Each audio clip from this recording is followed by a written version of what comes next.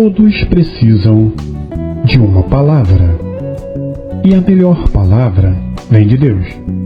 Meditando na palavra, com o presbítero Wilson de Deus e missionária Ana Lúcia. Agora, na web rádio e no canal do YouTube.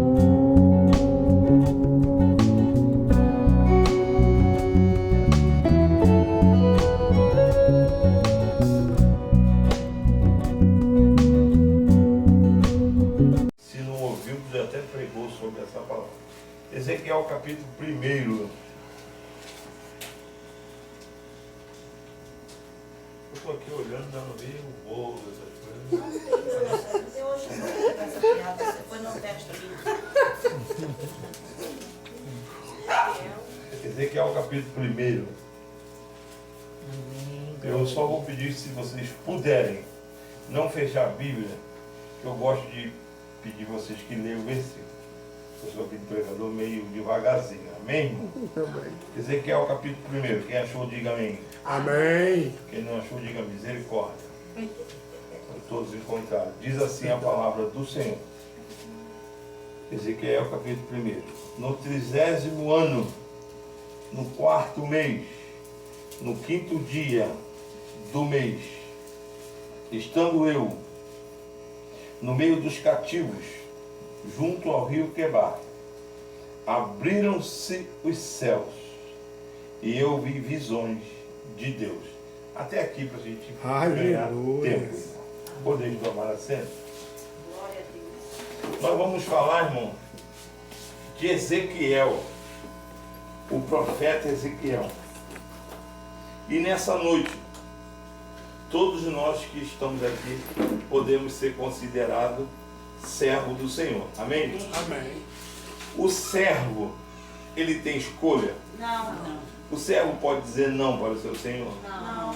Então, até o final dessa mensagem, nós vamos descobrir se realmente nós somos o servo do Senhor. Eita Amém, glória. querido?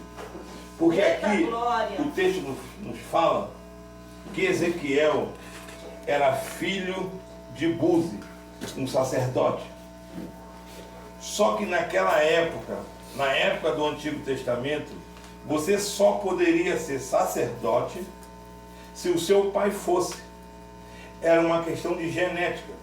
Não era que se você, eu gosto de ser sacerdote. Não.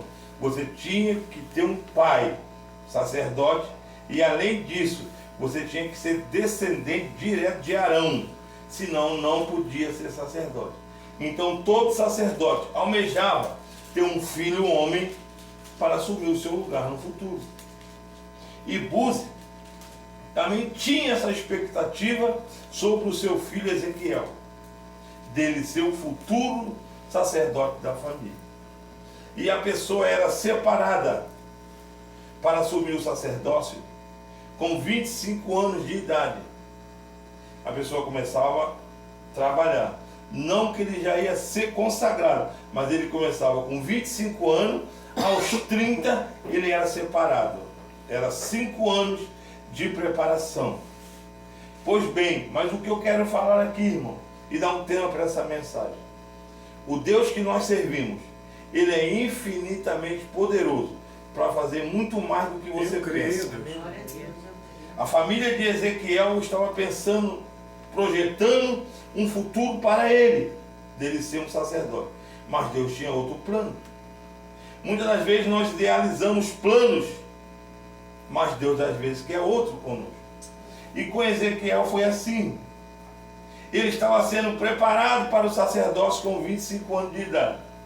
Mas quando ele atingiu 25 anos de idade, a Bíblia vai nos dizer que Nabucodonosor, ele invade Israel e leva o rei e toda a sua comitiva e mais 10.000 pessoas para o cativeiro babilônico, entre eles Ezequiel.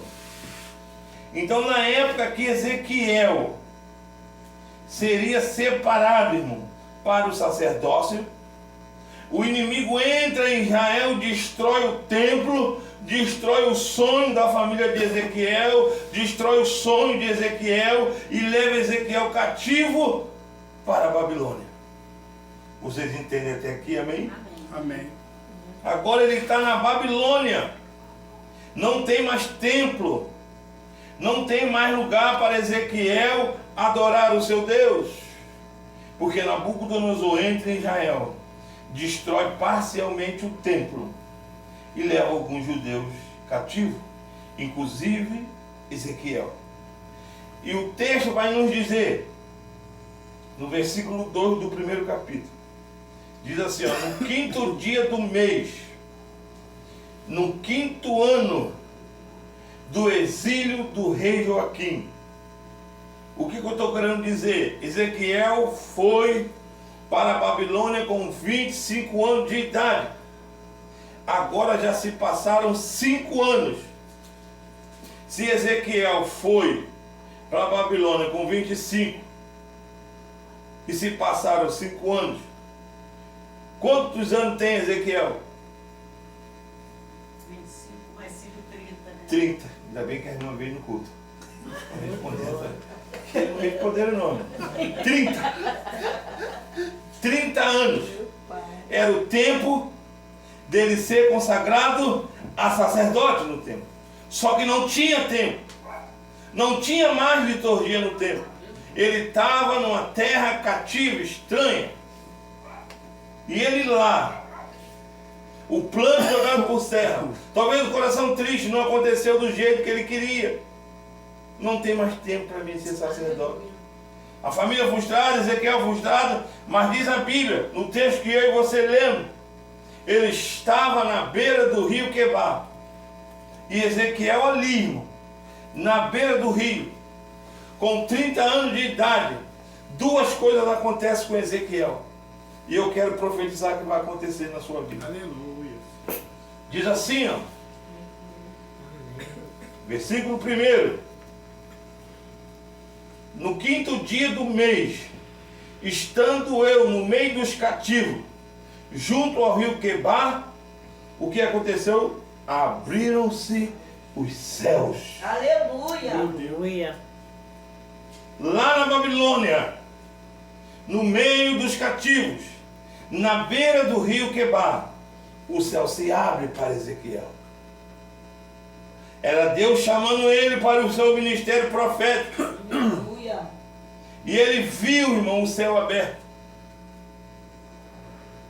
Mas a Bíblia nos diz para mim que no cativeiro Ezequiel vê o céu aberto. Mas a Bíblia também vai mencionar pessoas que viram o céu aberto. Meu Deus. Será que eu e você, nós conseguimos imaginar, irmão, o céu? Será que nós vamos ter essa experiência na nossa vida de vermos o céu aberto? Aleluia. Olha exemplo de pessoas que viram o céu aberto em circunstâncias diferentes. Se você em casa quiser anotar, lê em casa, por causa do horário, lê em Atos capítulo 7, versículo 55. Você vai ver que Estevão, sendo apedrejado, ele vê o céu aberto. Aleluia. No meio de um apedrejamento, ele vê o céu aberto. Pessoas hostis tacando pedra nele. Mas ele olha para o alto, irmão. E quando ele olha para o alto, ele vê o céu aberto. Aleluia. Ele vê Jesus no céu. É. Segunda pessoa é João, na ilha de Pátimos, em Apocalipse capítulo 4, versículo 1. João na ilha da morte, correndo perigo de morte, o texto vai dizer em Apocalipse 4, 1, que João vê também o céu aberto. Glória seja dado o nome do Senhor. Aleluia. Dessa experiência que esses homens tiveram. A Bíblia também vai falar do profeta Isaías. No meio de um período de luto, ele vê o céu aberto. Porque a Bíblia diz, no ano que morreu o rei Uzias, eu vi o Senhor. Aleluia. Aleluia. E no meio do batismo de Jesus, o céu se abriu. Glória a Deus. E foi ouvida aquela voz, eis o meu filho amado. Qual é a situação que você e eu estamos vivendo? Não impede do céu abrir sobre nós e nós temos visão de Deus. Aleluia, Jesus. Não impede a situação. Se é um momento de luto, se é um momento de perseguição, se você está longe da sua família, isso não importa. Você está longe do quem você ama, Deus vai abrir o céu sobre a sua vida. Louvado seja o nome do Senhor. Glória a Deus. Essa foi a primeira coisa que Ezequiel viu. O céu aberto. Mas no mesmo capítulo e versículo diz assim, ó: abriram-se os céus. Foi a primeira coisa que aconteceu com ele. A segunda, eu tive visões de Deus. Glória a Deus. Então, duas coisas que acontecem com Ezequiel: o céu se abre e ele tem visões de Deus. Aleluia. Isso lá no cativeiro, sem ninguém projetar, Deus resolveu: vou usar ele. Deus quer usar você. Esteja pronto. Ezequiel, ele teve visões de Deus no capítulo 1 e no versículo 4. É como se ele estivesse vendo uma tempestade.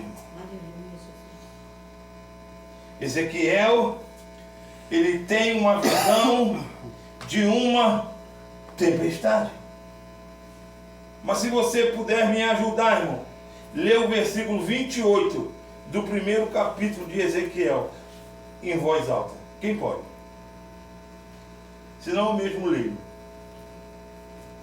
Vamos lá, tem alguém que tem coragem? Ezequiel, capítulo 1, versículo 28. Como o aspecto do arco que aparece na nuvem no dia da chuva, assim era o aspecto do resplendor em redor. Este era o aspecto de semelhança da glória do Senhor. E vendo isto, cai sobre o seu rosto e ouviu a voz de quem falava. Amém? Meu Deus, é forte. Você lembra, irmão, de quando chove e para de chover, o que aparece? Então Ezequiel, no meio da tempestade, Aleluia. ele tem uma visão. Ele tem uma visão do arco-íris. Aleluia. Louvado seja o nome do Senhor. No meio da tempestade, ele está tendo uma visão. Sai. Aleluia. Ai, Em Gênesis, capítulo 9, versículo 16. Depois que Deus manda o dilúvio, ele faz um pacto com Noé. Aleluia, Deus. Noé, para me lembrar que eu nunca mais vou destruir o mundo com água, toda vez que eu mandar chuva, Aleluia. eu vou mandar um arco-íris. glória. Para me lembrar da minha aliança que eu tenho com vocês. Glória a Deus. Louvado seja Deus. Oh, glória a Deus. Espírito Santo. Noé, depois da tempestade, ele vê o arco-íris. Eu creio, Deus. Aleluia. Oh, glória. João, o apóstolo João, quando não tinha nenhuma tempestade, lá em Apocalipse capítulo 4, versículo 3, João também vê o arco-íris. Aleluia, Deus Santo. Antes de eu aplicar isso aqui, irmão, o que o arco-íris representa mesmo? Aliança. Aliança. Então aqui, o que nós entendemos do que eu estou falando e que Ezequiel viu? Em uma terrível tempestade, tem uma aliança. Aleluia. Oh, glória. Depois da tempestade, tem aliança. Oh, glória. Quando não tem tempestade, tem aliança. Oh, glória. Então o que Deus está falando para mim e para você nessa noite? Deus está nos ensinando que a aliança dele está valendo. Não importa o momento que você está vivendo hoje. Tem tempestade. Acabou a tempestade. Tem aliança para você nessa noite. Tem aliança na sua vida.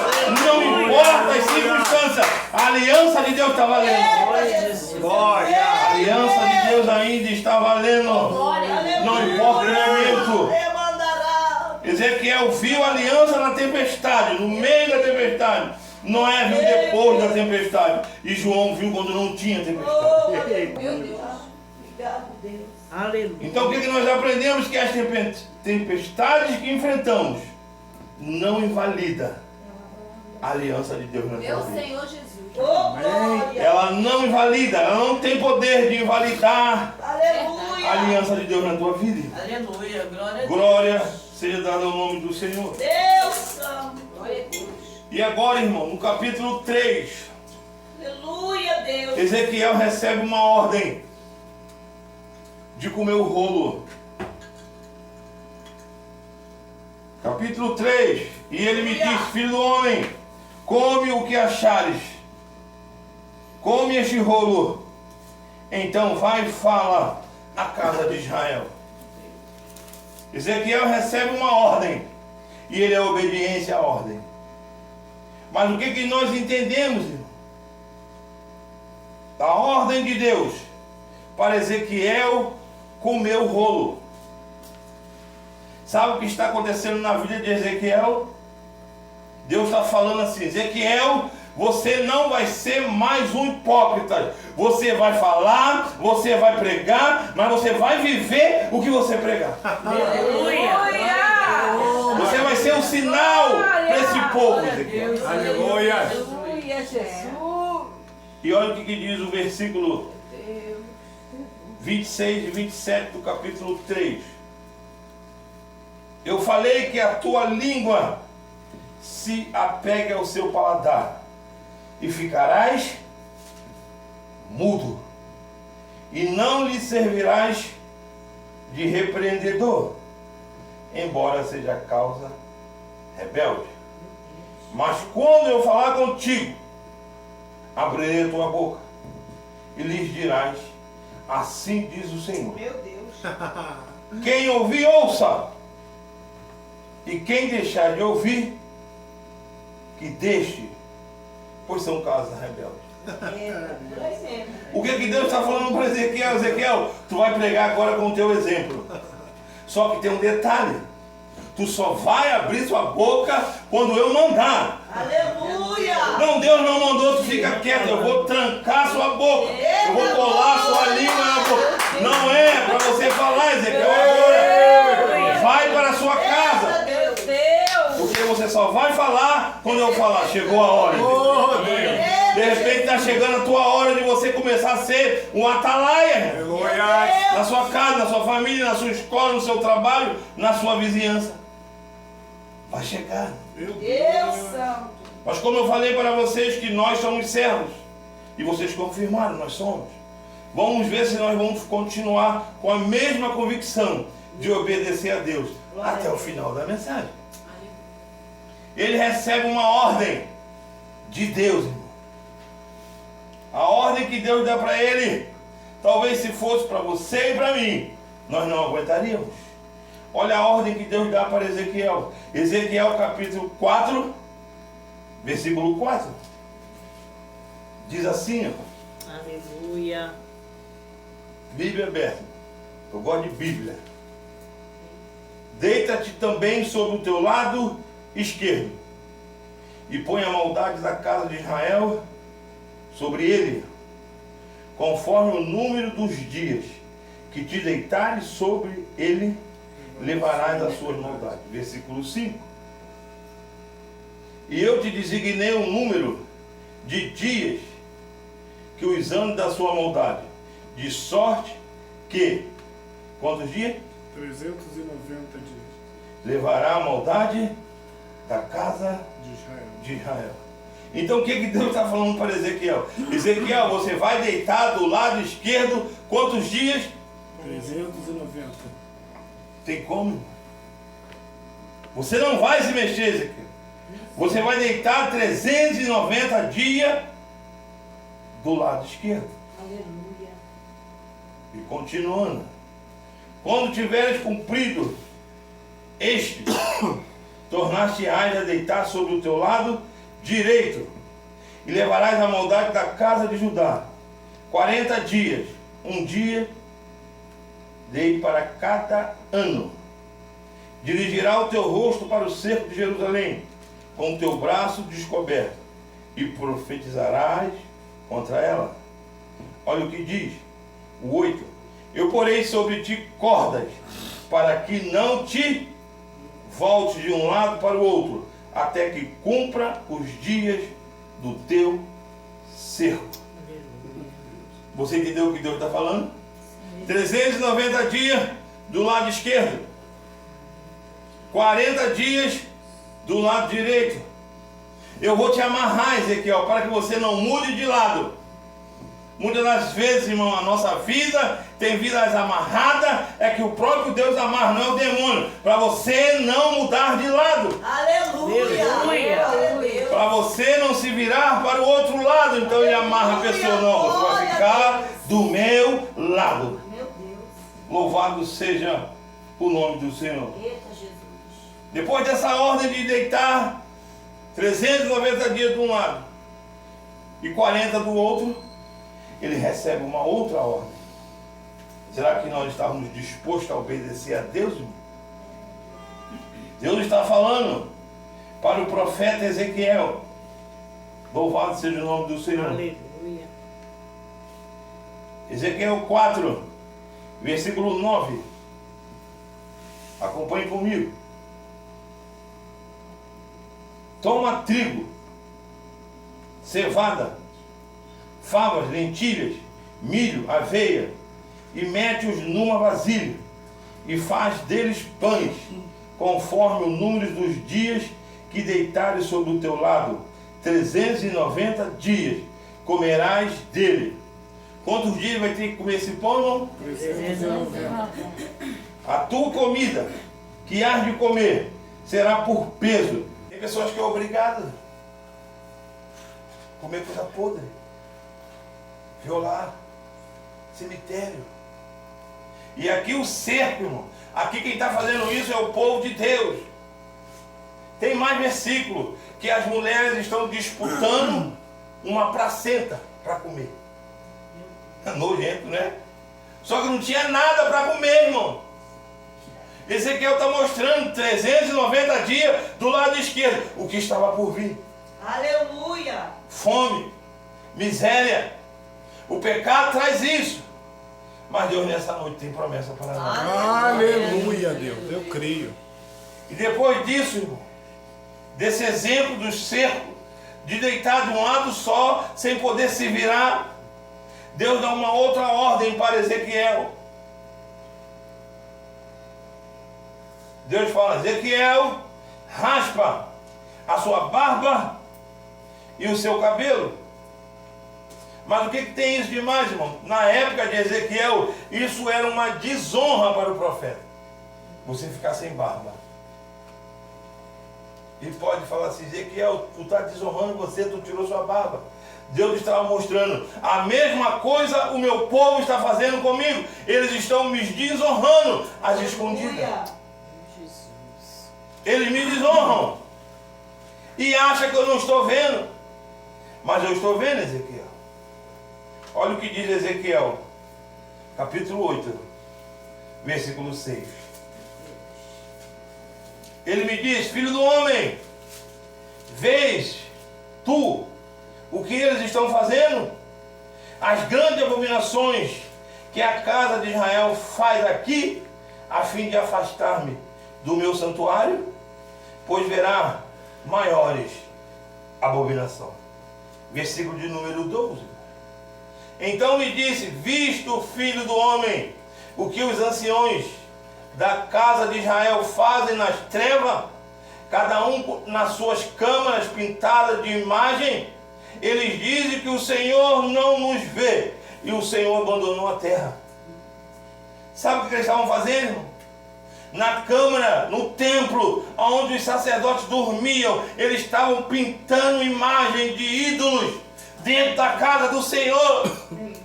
E o Senhor estava falando para Ezequiel: Ezequiel, eles estão me expulsando da minha própria casa. Eita. Aleluia. Porque eles estão me desonrando. Não tem aquela passagem de Apocalipse que você pensa que é para ímpio? Eis que estou. A porta e bata. Um culto que Jesus não está presente. Eita, Jesus. Quem fica? E ninguém percebe que Jesus não está ali. Aleluia. Ninguém ouve. Eita, Jesus. Porque estão desonrando a Deus, irmão. Meu Deus. Versículo 16 do mesmo capítulo 8. Ele então me levou ao átrio interior da casa do Senhor. Irmão, é na casa do Senhor que isso está acontecendo. É verdade. E vi a entrada do templo do Senhor, entre o pórtico e o altar, cerca de 25 homens, descosta para o templo do Senhor, e com o rosto para o oriente. Eles se prostravam diante do sol, virados para o oriente. Então eles davam as costas para Deus e adoravam o sol.